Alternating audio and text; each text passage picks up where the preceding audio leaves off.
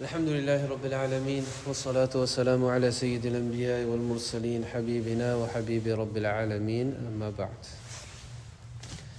السادس, hadith number 6 in Bab al-Muraqabah. What does Muraqabah mean again? Because we've been going over it for several weeks. What is Muraqabah? To watch yourself. Watch yourself or a two-way watching, right? Allah is watching you, you're watching Allah subhanahu wa ta'ala. Meaning you're cognizant of Allah.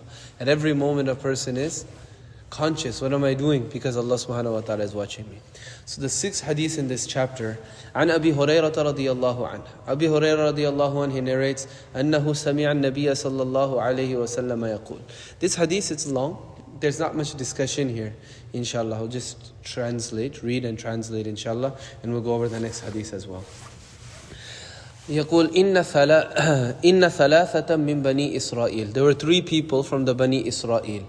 Abras, a leper, somebody who had like a skin problem.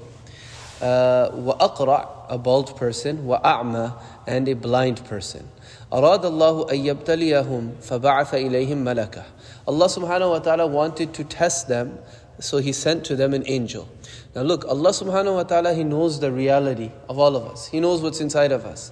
Tests, what they do is they bring out whatever is inside of us. Whether there's goodness inside of a person, whether there's evil inside of a person, whether there's patience, whether there's ujla and impatience, whether there's anger, or whether there's hilm. Allah subhanahu wa ta'ala, through test, He brings these out and He makes it apparent to all of mankind. And then on the Day of Judgment, Itmamul Hujjah will be there. Allah subhanahu wa ta'ala will either reward us, Allah subhanahu wa ta'ala will punish us. He said, I knew I have this, I knew that you had this inside of you, but now this is the proof of it. This is how you acted at this time. So Allah subhanahu wa ta'ala wanted to test these three people. So as we're listening to this hadith, think, how does this relate to Muraqabah, inshallah? Because that's what you have to do. See why Imam Nawawi brought each hadith in the chapter. So don't just look at it as a story. Yeah, you'll benefit from the hadith, but try to see what point Imam Nawawi is trying to make as well. So فَأَتَى الْأَبْرَصَ, this angel, and this angel was in the form of a man, okay? So this angel, he came to the leper. فَقَالَ أَيُّ شَيْءٍ أَحَبُّ إِلَيْكَ, what is the thing that you would love the most? Imagine, this person is ostracized by the society for being a leper, and leprosy is something that, it's considered contagious too, so people say stay away. He said, لَوْنٌ حَسَنٌ وَجِلْدٌ حَسَنٌ, I want to be of a good complexion, and I want to have good skin. وَيَذْهَبُ عَنِّي الَّذِي قَدْ قَذِرَنِ النَّاسِ, and I want that thing through which people dislike me, that people are disgusted from me, that people stay away from me, I want that to be taken away. Meaning this leprosy.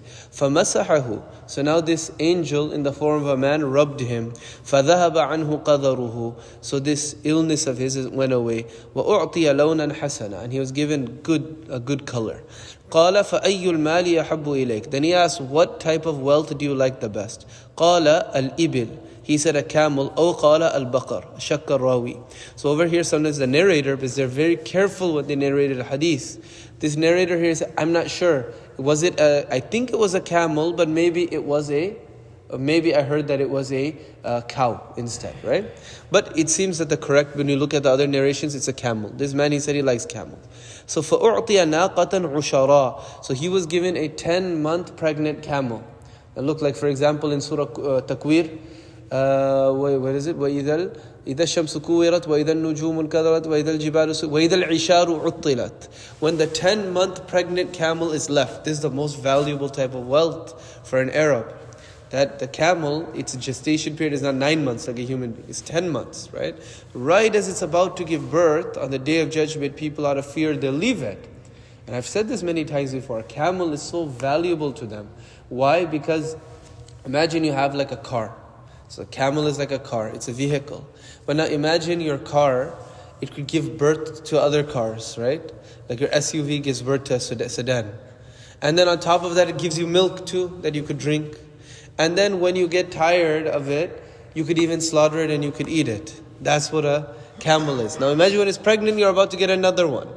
So now this person is given a 10-month pregnant camel. So the Toyotas can't do that, right? They could run for 30 years, but they can't do that. فَقَالَ بَارَكَ اللَّهُ لَكَ فِيهَا, then this angel said, may Allah bless you in this. فَأَتَى الْأَقْرَعُ. Now he came to the bald man and said, فَقَالَ أَيُّ شَيْءٍ أَحَبُّ إِلَيْكَ. He said, what thing do you like the most? قَالَ شَعْرٌ حَسَنٌ. He said, beautiful hair. وَيَذْهَبُ عَنِّي هَذَا الَّذِي قَدِيرًا النَّاسِ. And this thing that people dislike me because of it goes away. فَمَسَحَهُ فَذَهَبَ عَنْهُ وَأُعْطِيَ شَعْرًا حَسَنًا. So the angel rubbed him, and his baldness went away and his hair came back. So he didn't have to go to Turkey for this hair transplant that everyone goes for, right? He got it back. قَالَ فَأَيُّ الْمَالِ أَحَبُّ إِلَيْكَ. He said, what type of wealth do you like the best? قَالَ الْبَقَرُ. He said, cow. فَأُعْطِيَ بَقَرَةً حَامِلَةً. So he was given a pregnant camel. وَقَالَ بَارَكَ اللَّهُ لَكَ فِيهَا. The angel said, may Allah bless you in this. فَأَتَى الْأَعْمَى. Now he goes to the third person, the blind man. فَقَالَ أَيُّ شَيْءٍ أَحَبُّ إِلَيْكَ. He said, what thing do you love the most? قَالَ أَن يَرُدَّ اللَّهُ إِلَيَّ بَصَرِي فَأُبْصِرَ النَّاسِ. I wish that Allah would return my eyesight. Now, number one, notice his way of speaking and look at the other people. The first two, what did they say? I want good skin. I want good hair. This one, he says, I want that Allah returns my eyesight so that I could see the people. فَمَسَحَهُ فَرَدَّ اللَّهُ إِلَيْهِ بَصَرَهُ. So he rubs him and Allah returned his sight.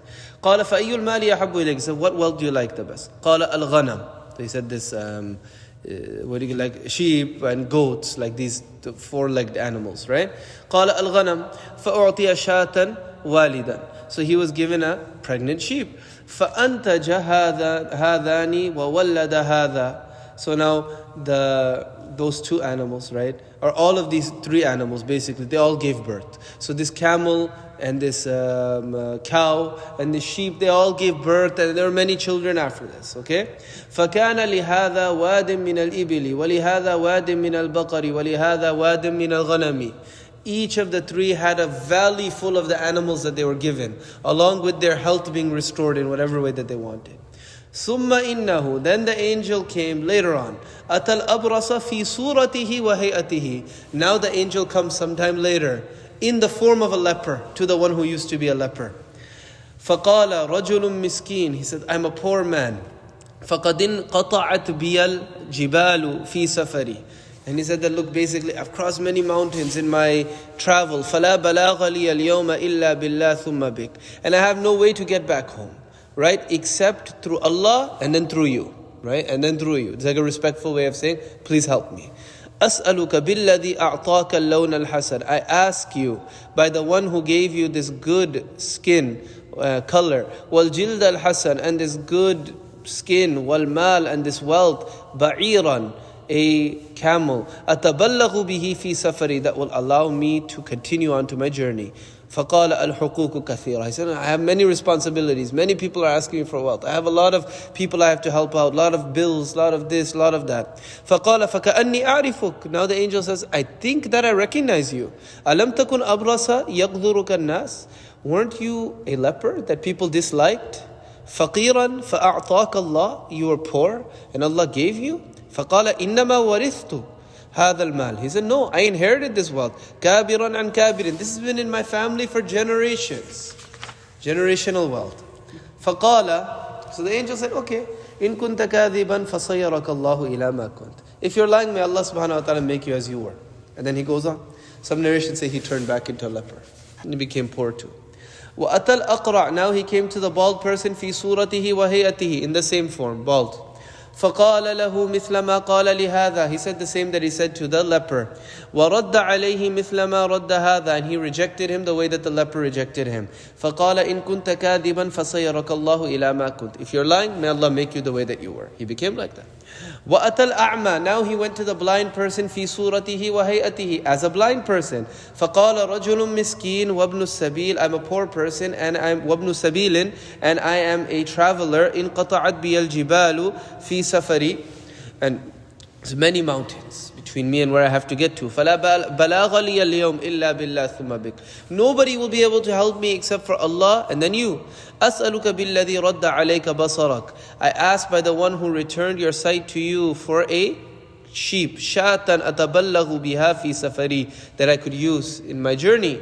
فَقَالَ قَدْ كُنْتُ أَعْمَى. He said, yes, I was blind. فَرَدَّ اللَّهُ إِلَيَّ بَصَرِي. Allah returned my eyesight to me. فَخُذْ مَا شِئْتَ وَدَعْ مَا شِئْتَ. Take what you want, leave what you want. فَوَاللَّهِ مَا أَجْهَدُكَ الْيَوْمِ. Wallahi, I won't argue with you at all. بِشَيْءٍ أَخَذْتَهُ. For anything that you take, I'm not going to argue with me. لِلَّهِ عَزَّ وَجَلَ. Right? This is for Allah. Take whatever you want.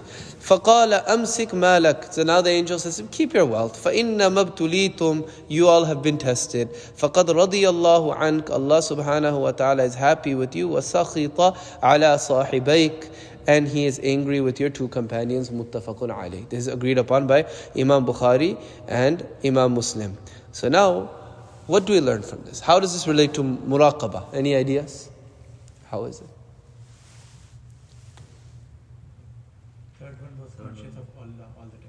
Right. That Allah would give, Allah would. Right. So look, the first one, he started out in the state of muraqabah as well. He was already cognizant of Allah subhanahu wa ta'ala. So when he asked for something, he was already experiencing the state of muraqabah Allah gave him.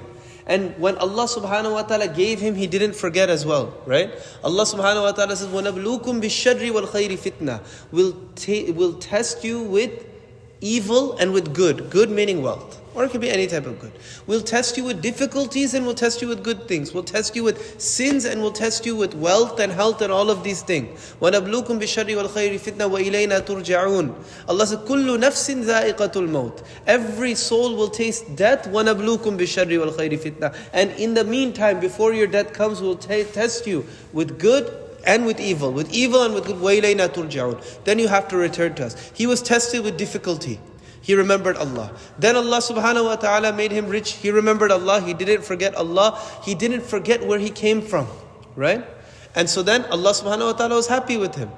Contrast that with his other two friends. What happened with them? At the beginning, they weren't thinking about Allah subhanahu wa ta'ala.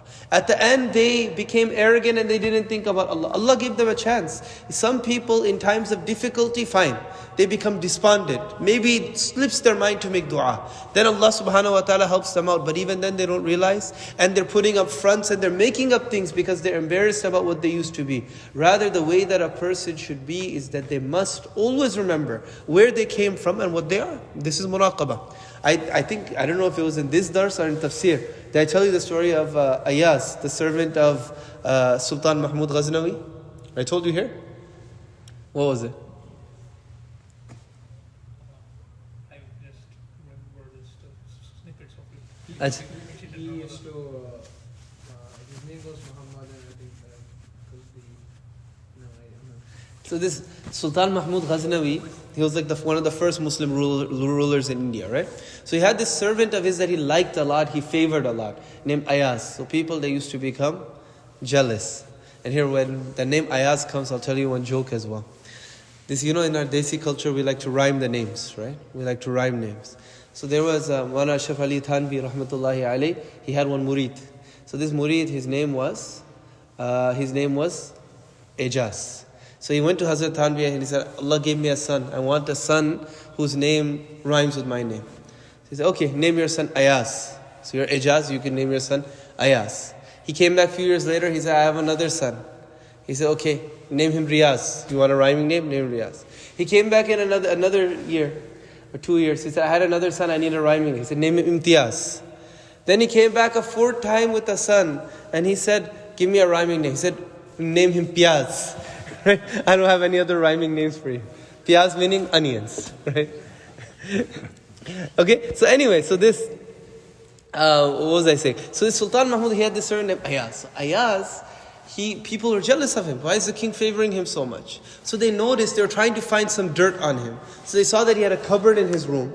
So every day, they used to notice that he would be very careful. He had the key to it. He wouldn't let anybody ever look in this cupboard. He's very secretive about it. So they began to spread rumors he's stealing from the king. He's stealing from Sultan Mahmud Ghaznawi. So now this Sultan, he begins to hear these rumors and Ayaz isn't like this. I know he's not like this. The people kept telling him, his advisors kept telling him. He said, okay. Finally he went to Ayaz's room. He said, open the cupboard. He said, no.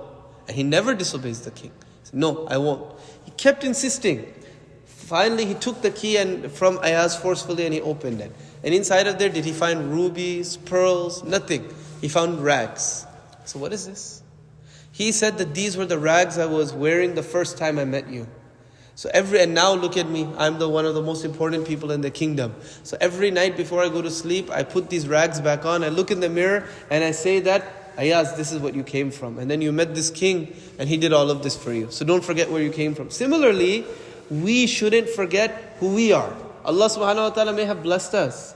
Don't forget where we came from. That's what muraqabah is. Because the test, it makes apparent what Allah subhanahu wa ta'ala already knows about us. So now Allah subhanahu wa ta'ala gives us some good. Because there's some people, like what happens is they start out bad, Allah gives them good, they remember Allah. That's fine. Some people, they remember Allah in bad times, then in good times they forget Allah subhanahu wa ta'ala. Some people start out good, they forget about Allah, some calamity comes in their life, then they forget about Allah. Or some people don't remember Allah in good times, then the calamity comes, they remember Allah and they stay like that. But the worst person is they don't remember Allah in good times nor in bad times, right? They don't remember Allah subhanahu wa ta'ala. So now, what is the muraqabah here? It's the importance of not forgetting our origins, because we will then, when somebody asks us for help, we will help them. Why? Because we'll realize our insignificance. We'll become cognizant of our insignificance. And we'll say, I was nothing, Allah gave me all of this, take this. Right?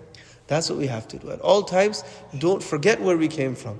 Sometimes we see a person as well. Whether they're wealthy in this world, whether they're like a doctor, whether they're engineer, celebrity, athlete, scholar, whatever. And people admire them so much. But if you ever want to become like them, you don't ever look at their intiha. You don't look at them at their fame. You have to look at their early years. Look at how much they struggled. Look at all of the hardship that they put in, right? They shouldn't forget it, and you shouldn't forget it either, right?